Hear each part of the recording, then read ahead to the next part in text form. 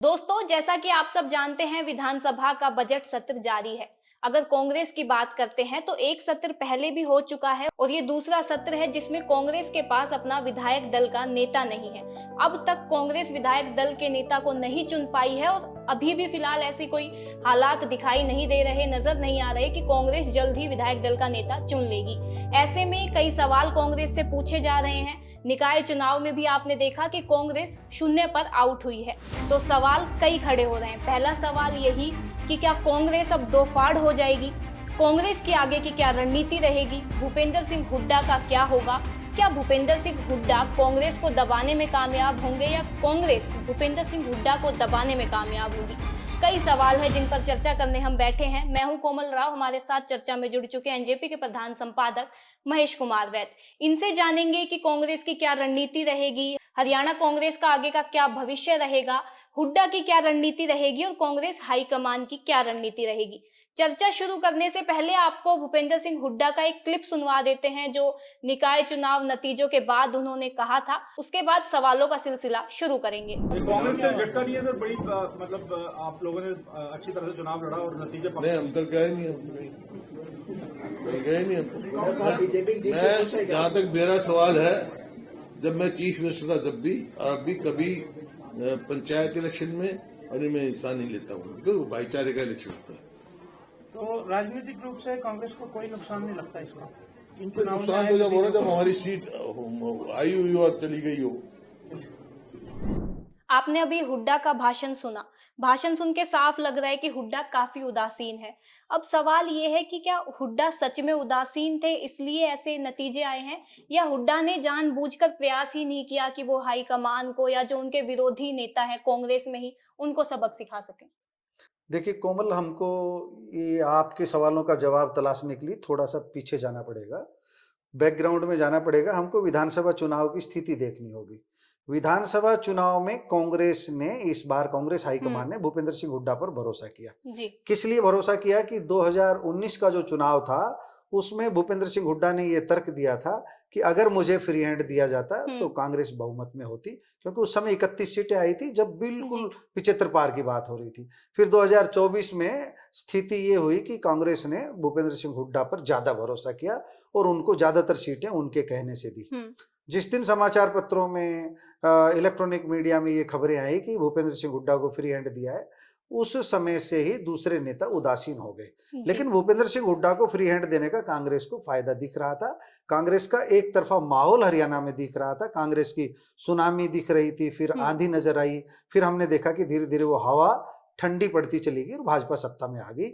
इसके पीछे बड़ा कारण क्या मानेंगे कि 37 सीटें जो विधानसभा की आई है वो भूपेंद्र सिंह हुड्डा के अपने दम पर हम कह सकते हैं। इनमें से 30 विधायक ऐसे हैं जो भूपेंद्र सिंह हुड्डा की ताकत के बल पर आए हैं और बाकी जो 8-10 जो विधायक हैं वो जो कांग्रेस के सिंबल पे और कांग्रेस के जो दूसरे नेता हैं उनके अपने बल पर चुनकर आए हैं। हम अगर इसमें ये देखें कि भूपेंद्र सिंह हुड्डा की भूमिका क्या रही, भूपेंद्र सिंह हुड्डा को ये डर सता रहा था कि अगर सत्ता में भारी बहुमत से कांग्रेस की वापसी हुई, 55-60 के करीब हुई, तो हमको जो है कुर्सी चीफ मिनिस्टर की नहीं मिलेगी। भूपेंद्र सिंह हुड्डा अपने स्वार्थ के कारण, चीफ मिनिस्टर की कुर्सी के कारण कांग्रेस की चिंता नहीं, अपनी चिंता ज्यादा कर रहे थे। अपनी चिंता की वजह से वह 37 सीटें लेने में तो कामयाब रहे, लेकिन कांग्रेस सत्ता से दूर रह गई। ये सबसे बड़ा कारण रहा। और कांग्रेस सत्ता से दूर इसलिए रही क्योंकि शक्तियों का विकेंद्रीकरण नहीं किया। सारी शक्तियों को भूपेंद्र सिंह हुड्डा ने सेंट्रलाइज कर लिया। अध्यक्ष भी उनकी मुट्ठी में थे, दूसरे नेता भी उनकी मुट्ठी में थे। बाकी ना रणदीप सुरजेवाला ना कैप्टन अजय सिंह यादव, इनको कोई तवज्जो दी गई।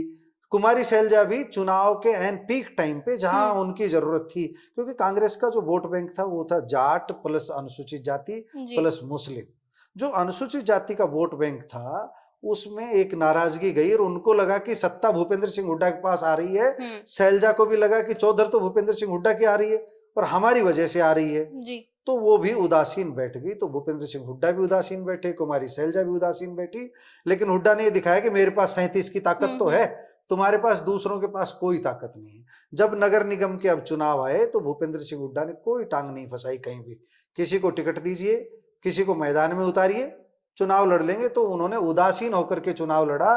भूपेंद्र सिंह हुड्डा हाईकमान को ये दिखाना चाह रहे थे कि मेरे बिना केवल कांग्रेस अगर मैदान में उतरती, मेरे बिना, जब मैं तटस्थ हूं या मैं उदासीन हूं, तो कांग्रेस शून्य पर आउट हो जाएगी। उन्होंने ये संदेश दिया। तो ऐसे में तो कांग्रेस फंस गई है ना, मतलब अगर हुड्डा को लेके आते हैं तो भी फंस जाते हैं, बाकी सब नाराज, और हुड्डा को आउट रखते हैं तो कांग्रेस खुद ही आउट रहती है। तो जी। हुड्डा तो गले की फांस बन गए कांग्रेस के लिए। लेकिन हुड्डा इसमें अपना भी नुकसान किया।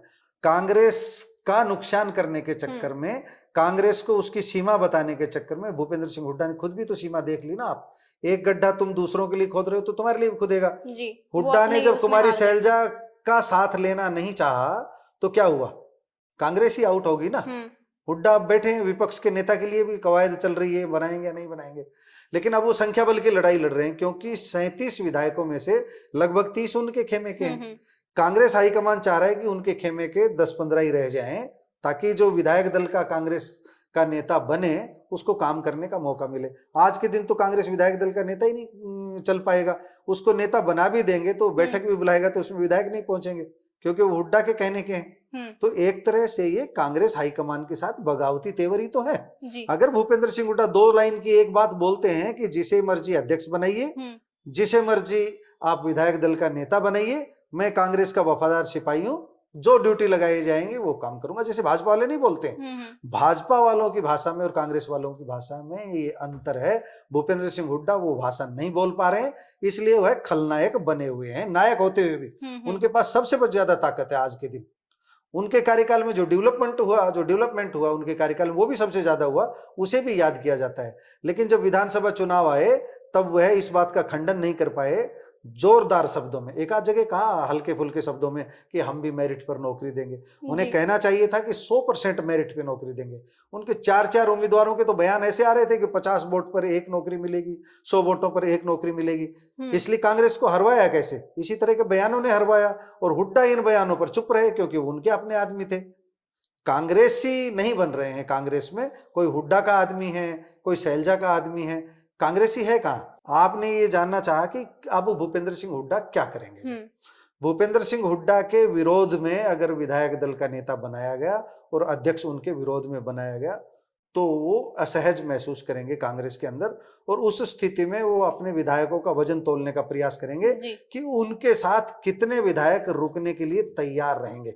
अगर उन्हें लगा कि 2/3 MLAs उनके साथ हैं तो वह पार्टी अपनी अलग बनाने की सोचेंगे, कांग्रेस से बाहर जाने की सोचेंगे। किस सूरत में, फिर समझ ले जो मैं कह रहा हूं, विधायक दल का नेता और अध्यक्ष दोनों ही भूपेंद्र सिंह हुड्डा के खिलाफ बनाए गए, उनकी असहमति से बनाए गए, उनके विरोधी पक्ष से बनाए गए, तो भूपेंद्र सिंह हुड्डा निश्चित रूप से अलग दल बनाने का प्रयास करेंगे। अभी आगे हम शुरुआत करेंगे, लेकिन उससे पहले एक बार वो क्लिप सुनवा देते हैं राहुल गांधी की, जो उन्होंने गुजरात में कहा था कि कांग्रेस में कांग्रेसी से ज्यादा भाजपाई है, पहले उन्हें बाहर निकालना पड़ेगा। एक बार आप पूरी क्लिप सुनिए। गुजरात के जो डिस्ट्रिक्ट प्रेसिडेंट्स हैं, ब्लॉक प्रेसिडेंट्स हैं, उसमें 2 तरीके के लोग हैं। डिवीजन है। अभी यहां पे बैठे हुए हैं सब लोग, मगर 2 टाइप के हैं। एक है जो जनता के साथ खड़ा है, जो जनता के लिए लड़ता है, जो जनता की इज्जत करता है और जिसके दिल में कांग्रेस पार्टी की विचारधारा है। और दूसरा है जो जनता से कटा हुआ है, दूर बैठता है, जनता की इज्जत नहीं करता है, और उसमें से आधे बीजेपी से मिले हैं। जब तक हमने इन 2 को क्लियरली अलग नहीं किया, तब तक गुजरात की जनता हम में बिलीव नहीं कर सकती है। आपने राहुल गांधी की बात सुनी, उनका भाषण सुना, तो क्या वो हरियाणा में भी ऐसा कुछ सोच सकते हैं, ऐसा कठोर कदम उठा सकते हैं कि हुड्डा को आउट करके हरियाणा में कांग्रेस का भविष्य सोचे? देखो कोमल, आप राजनीति की बारीकी समझो। जो कोई भी पार्टी किसी को नायक नहीं बनाना चाहती पार्टी से निकाल कर। राहुल गांधी ने जो गुजरात में कहा है उसका सार ये है कि कांग्रेस के भीतर स्लीपर सेल हैं जो भाजपा के लिए काम कर रहे हैं। जी। और उन्होंने ये संख्या भी अच्छी खासी बता दी कि 50% लोग ऐसे हैं, एक पक्ष ऐसा है जो कांग्रेस में रहकर ही भाजपा को फायदा पहुंचा रहा है, और दूसरा पक्ष ऐसा है जो कांग्रेसी है। ये दूसरा पक्ष चाह रहा है कि कांग्रेस जैसी ही रहे, लेकिन जो स्लीपर सेल है वो उन्हें काम करने नहीं दे रहे। जी। हरियाणा में बात आएगी तो भूपेंद्र सिंह हुड्डा की बात आएगी, तो कुमारी शैलजा की भी बात आएगी, जी। क्योंकि वो भी एंड टाइम पे रूठी। कुर्बानी तो उन्होंने भी नहीं दी कि चलो कोई बात नहीं, हुड्डा बन जाएंगे, कांग्रेस तो सत्ता में आएगी, ऐसा तो शैलजा ने भी नहीं सोचा। और भूपेंद्र हुड्डा ने तो सोचा ही नहीं कि मेरे पास, भूपेंद्र हुड्डा तो चाह ही रहे थे कि सीटें 42 से 45 के आसपास आए, ताकि जो है उनका चीफ मिनिस्टर बनना आसान हो, संख्या बल उनके पक्ष में रहे। ऐसे बहुत से हैं जहां अगर भूपेंद्र सिंह हुड्डा चौधरी बीरेंद्र के यहाँ जाते, मदद करते, तो जीत जाता उनका बेटा। ऐसी एक जगह नहीं, बहुत सारी जगह है जहां पर भूपेंद्र सिंह हुड्डा के जो चहेते हैं वो दूसरी जगह काम कर रहे थे। जो ऐसा भी बहुत सारी जगह है जहां कुमारी शैलजा के चहेते हैं वो भूपेंद्र सिंह हुड्डा के लोगों के खिलाफ काम कर रहे थे। कांग्रेस के खिलाफ लड़ रही थी, इसी कारण कांग्रेस हरियाणा में हारी है। राहुल गांधी अगर ये प्रयोग करना चाहें तो राहुल गांधी वह कर सकते हैं, लेकिन राहुल गांधी नहीं चाहेंगे। जिनकी 4-4 पीढ़ियां कांग्रेस के साथ जुड़ी हुई है, चाहे वो भूपेंद्र सिंह हुड्डा हो 3 पीढ़ियों से, चाहे कुमारी शैलजा की बात हो, उनको क्यों निकालेंगे? राहुल गांधी तो स्टेप उठाएंगे कि नया नेतृत्व तैयार कर देंगे। उस नए नेतृत्व को स्वीकार करना चाहिए भूपेंद्र सिंह हुड्डा को, यह सोचकर स्वीकार करना चाहिए कि तुमने कांग्रेस में जिया है, खुद को 10 साल चीफ मिनिस्टर रहे हो, और भी आपको जिम्मेदारियां मिली है समय समय पर, आप कांग्रेस के अध्यक्ष भी रहे हो। अभी दीपेंद्र हुड्डा है, उनके लिए भी संभावना के द्वार खुले हुए हैं, उनके लिए द्वार बंद नहीं है। आप कांग्रेसी बनकर के रह लीजिए, जो नया नेतृत्व आए हाईकमान को फैसला करने लीजिए। इससे हाईकमान भी सहज स्थिति में होगा और भूपेंद्र सिंह हुड्डा भी सहज स्थिति में होगा। लेकिन इसके लिए भूपेंद्र सिंह हुड्डा को बड़ा मन दिखाना होगा, और भूपेंद्र हुड्डा बड़ा मन दिखाना चाहें तो अभी दिखा सकते हैं। जब उनका नेतृत्व बिल्कुल कमजोर पड़ जाएगा तब वह बड़ा मन दिखाना चाहेंगे, तो बड़ा मन नहीं माना जाएगा, वह तो माना जाएगा कि अब हुड्डा मजबूर हो गए। आज के दिन हुड्डा के पास संख्या बल है, आज के दिन वो खुलकर जाकर के कहें कि आप किसी को भी बनाइए अध्यक्ष बनाइए, आप किसी को भी बनाइए जिला प्रधान बनाइए, किसी को भी बनाइए ब्लॉक प्रधान बनाइए, आप किसी को भी जो है आप विधायक दल का नेता बनाइए, मैं उसका साथ दूंगा। ये भरोसा अगर हाईकमान को दिला दे, 2 दिन में कांग्रेस में जान आ जाएगी हरियाणा में। तो कांग्रेस में विधायक दल का नेता चुनने के लिए हाईकमान देरी इसीलिए कर रहा था कि हुड्डा को कमजोर कर सके। बिल्कुल, जो है हाईकमान की, आप इसे रणनीति कह सकते हो। हाईकमान के सामने क्या क्या रणनीति है? या तो हुड्डा को बाहर करें, वो अव्यवहारिक लग रहा है, वो कर नहीं सकते, या दूसरा हुड्डा हाईकमान की बात मान ले। तो आज हुड्डा इस स्थिति में नहीं है, इसलिए हाईकमान मुझे लगता है अब उस रणनीति पर चल रहा है कि धीरे धीरे रे मना, तो उस रणनीति पर चल रहा है कि धीरे धीरे भूपेंद्र सिंह हुड्डा को कांग्रेस में कमजोर किया जाए, ताकि जो आज हुड्डा को चाहते हैं वो भी कहने लग जाए कि भाई हुड्डा साहब आप थोड़ा पहल करो, थोड़ी पार्टी की चिंता करनी पड़ेगी। तो उस सूरत में, जैसे अभी आपने निगम चुनाव देखा होगा ना, तो निगम चुनाव में भूपेंद्र सिंह हुड्डा के चहेते बेशक कम हुए, लेकिन कांग्रेस के पास बहुत सारे नए चेहरे आए हैं, जिनको जोड़ करके अभी कांग्रेस जो पार्षद के उम्मीदवार जो बने थे उनको जिम्मेवारी देने जा रही है, जैसा हम सुन रहे हैं। जो मेयर का चुनाव लड़ा, जिसने प्रधान का चुनाव लड़ा, वो अब खुल करके कांग्रेसी तो है। कुछ लोग तो मिले कांग्रेस को जो कह रहे हैं कि हम कांग्रेसी हैं। तो कांग्रेस हाईकमान धीरे धीरे चल रहा है। हरियाणा छोटा प्रदेश है, राष्ट्रीय स्तर पर इसका उतना महत्व नहीं है जितना दूसरे राज्यों का है। फिलहाल बिहार की चिंता की जा रही है, दूसरे राज्यों की चिंता की जा रही है, लेकिन मेरा मानना है कि हरियाणा में ठंडे बस्ते में अगर फाइल पड़ी हुई है तो इसलिए पड़ी हुई है कि भूपेंद्र सिंह हुड्डा जिद कर रहे हैं। अगर भूपेंद्र हुड्डा को ही विधायक दल का नेता बनाना होता तो अब तक फैसला ले लिया गया होता। इस देरी की वजह है कि भूपेंद्र सिंह हुड्डा को विधायक दल के नेता की कुर्सी नहीं मिलने वाली है, ऐसा मेरा। तो फिर किसको मिलने वाली है? अगर नए चेहरों में भी सोचे तो एकदम नए चेहरे को तो कुर्सी देंगे, ऐसा भी हो सकता है। कांग्रेस में उसको कुर्सी सौंपी जाएगी विधायक दल के नेता की जो भूपेंद्र सिंह हुड्डा की आंख में किरकिरी नहीं बन रहा हो, लेकिन वो साथ में कांग्रेसी हो। उसके सामने जब 2 प्रस्ताव आए कि आपको भूपेंद्र सिंह हुड्डा के साथ जाना है या कांग्रेस के साथ, उस समय वो ये कहने की हिम्मत रखता हो कि नहीं मैं कांग्रेस के साथ जाऊंगा, ऐसा व्यक्ति मुझे लगता है विधायक दल का नेता बन जाएगा। कितने समय में हाईकमान अपना फैसला ले लेगा लगभग? जिस दिन अगर अब तत्काल भूपेंद्र सिंह हुड्डा समर्पित भाव से कहेंगे हाईकमान को तो तत्काल फैसला हो जाएगा, लेकिन ऐसा अभी नजर नहीं आ रहा। तो हो सकता है अगले सत्र तक हमको इंतजार करना पड़े। तो कुल मिलाकर अगर हम एक कंक्लूजन की बात करते हैं तो भूपेंद्र सिंह हुड्डा ही झुकेंगे या इस बार पार्टी झुकेगी, क्या होगा? देखो कोमल, आप थोड़ा गणित समझो। जो जो बाबरिया थे उनको लेकर के एक ऐसी स्थिति आई, दीपक बाबरिया जो इससे कांग्रेस के प्रभारी थे, कुछ स्थिति को संभाल नहीं पाए और उस समय अस्पताल में भर्ती थे जब चुनाव हो रहे थे। उनके पास जो व्हाट्सएप मैसेज आए, पार्टी में जो कुछ हो रहा था उसको लेकर के मैसेज आए, वो विधायकों की जो उम्मीदवार थे, विधायक का चुनाव लड़ रहे थे, उनकी बात ही नहीं सुन पा रहे थे, तो प्रभारी का दायित्व नहीं था। अब कांग्रेस ने बीके हरिप्रसाद को दायित्व सौंपा है कुछ दिन पहले। उन्होंने कहा है चीजें अभी बिगड़ रही है तो बिगड़ने दो कुछ दिन। आप समझ रहे हैं, दूध पूरा का पूरा जो है फटा हुआ है, इस दूध को फेंक करके नया बर्तन तैयार करने में लगे हुए हैं कि इस दूध को फेंक दो, इस बर्तन को भी फेंक दो, तो नया बर्तन तैयार करेंगे, नया दूध डालेंगे। नया दूध का मतलब है बिल्कुल ही आपको कांग्रेस की नई टीम थोड़े दिन में देखने को मिलेगी। बीके हरिप्रसाद उस दिशा में चल पड़े हैं। इस बात का एहसास भूपेंद्र सिंह हुड्डा को भी है, इस बात का एहसास दूसरे नेताओं को भी है, और मुझे लगता है बीके हरिप्रसाद जो फैसला करेंगे वह अंतिम होगा। उसको नहीं मानने वाले कांग्रेस से बाहर चले जाएंगे अपने आप। देखा जाएगा कि वो भूपेंद्र सिंह हुड्डा उसको मानेंगे या नहीं मानेंगे। एक संभावना जरूर है कि भूपेंद्र सिंह हुड्डा थोड़ी सी शायद कांग्रेस की तरफ देख लें कि इतने दिन का करियर है।